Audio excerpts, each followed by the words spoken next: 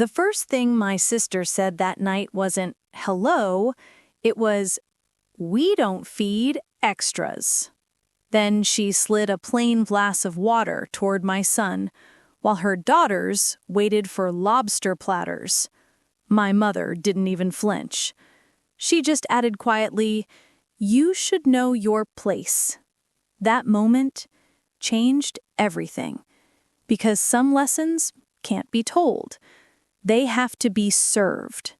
If you've ever been underestimated or disrespected, this story is for you. Because that night, I didn't yell, I didn't fight. I just smiled and said one word, "Noted." The restaurant was called Meridian, the kind of place where people book months ahead, with soft lighting, marble tables, and a wine list longer than a resume. My sister Camille had chosen it, calling it a perfect celebration for real achievements. Translation: her twin daughters got into college. She wanted the world to clap for her. I didn't argue. I just showed up, quiet, polite, and, as always, the forgotten one. My mom, Evelyn, adored Camille. She was her golden child, the one who never failed, never faltered, never let anyone forget who she was. Me? I was the one who worked quietly, the one who never seemed to be enough. Tart pause. That night, my son Theo sat beside me, 14 years old, still believes kindness matters. He smiled at his cousins, but they barely looked up from their phones. Ava and Riley, perfect hair, perfect smiles, raised to believe the world already belonged to them. We followed the hostess to a corner booth, the same one I'd chosen myself months ago, back when I still checked the lighting in every room of my own restaurant. Yes, my restaurant, the one they didn't even know I owned. But I stayed quiet. I let them have their performance. Beat. Camille flicked her hair and smiled. "Venus, you'll love this place," she said. "They finally have a chef who knows what he's doing." I could have told her that I trained that chef myself. But I didn't. I just said, "I'm sure he's great." Mom took the head of the table, adjusting her glasses like a queen preparing to rule. "Let's make tonight special," she said. "We're celebrating real accomplishments." Theo's eyes dropped to the menu. No one asked what he wanted. The waiter came. A young woman, Jenna. I knew her. I'd hired her months ago. But she didn't recognize me tonight.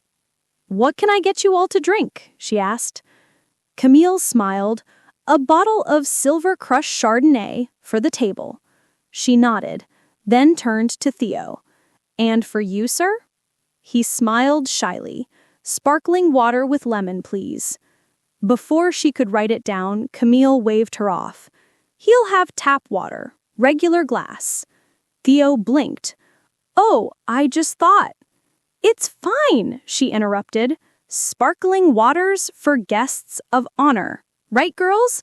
The twins giggled. Mom smiled. Jenna hesitated, looking at me for confirmation. I nodded softly. The tension thickened. Even the silverware seemed to stop clinking.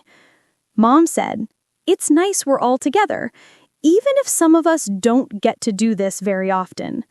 Her words landed sharp. Theo stayed quiet, folding the edge of his napkin. He looked at the pasta section. "Can I get the shrimp pasta? It looks really good." Camille didn't even look up. "That's a bit much for tonight, don't you think?" "For what reason?" I asked quietly. She smiled. "Venus, this dinner's about the twins. Let's not make it about everyone." "He's hungry," I said. "Then he can eat when he gets home." And then came the line that burned itself into my mind. "We don't feed extras." Beat. Everything went still. Theo's face turned red, his eyes shining. He looked down, pretending not to hear. Mom nodded in agreement. Camille's right, dear. It's about the girls tonight. We all have our place. Our place. I'd heard that my whole life. Something inside me clicked. Not rage, not hurt, just clarity. Jenna returned, setting a plain glass of water in front of my son. The sound it made on the table echoed in my head. I looked at Camille and smiled. Noted. She frowned. What does that mean? It means, I said softly, I heard you. She laughed lightly. Good, then let's move on. But we weren't moving on. Not this time. While they talked about colleges and scholarships, I quietly signaled Jenna toward the kitchen, a simple nod. She understood immediately. I didn't need to shout to reclaim my dignity. I built this place. I knew how to make it listen. Mom bragged about the twins' futures. Camille soaked in every word, while Theo kept tracing circles on the tablecloth to hide his tears. A few minutes later, the kitchen door opened. Chef Marco stepped out, tall, calm, polite.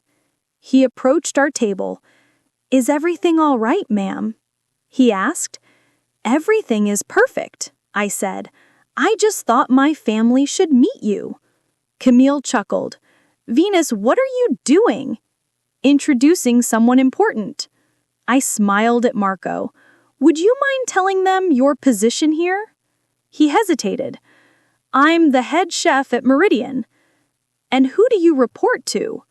He blinked, then said clearly, I report to you, Ms. Heil. Camille froze. Mom's smile faltered. You mean she works here? Camille asked, voice shaking. No, I said. I own here.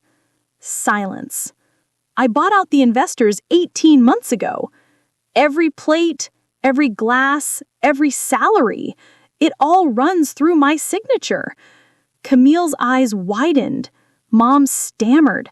Venus, this isn't necessary. It is, I said, because tonight you both taught my son about knowing his place. So let me teach you about mine. I looked at Jenna. Please bring my son the lobster platter with truffle butter and the chef's special, the best we have. Camille's face burned red. You're embarrassing us. No, I said. That's what you wanted to do to me. Mom whispered, please stop. I will, I said, until one last thing. I turned to Jenna. Please bring the bill to my sister. Camille gasped. What? This was your celebration, I said calmly. Hosts pay. Her hand shook as she opened her purse. I smiled gently. Don't worry. Success should always be celebrated properly. Theo ate quietly, finally smiling. Camille whispered, This isn't fair. I looked at her. Fair? You taught your daughters they're the main characters. Tonight they learned what happens when the story changes. She turned to Theo. I'm sorry. Say it to him, I said. She looked at my son. I'm sorry, sweetheart. Theo nodded softly. Mom exhaled. We should go. Yes, I said. You should. They left in silence. The restaurant exhaled with them. Theo looked at me.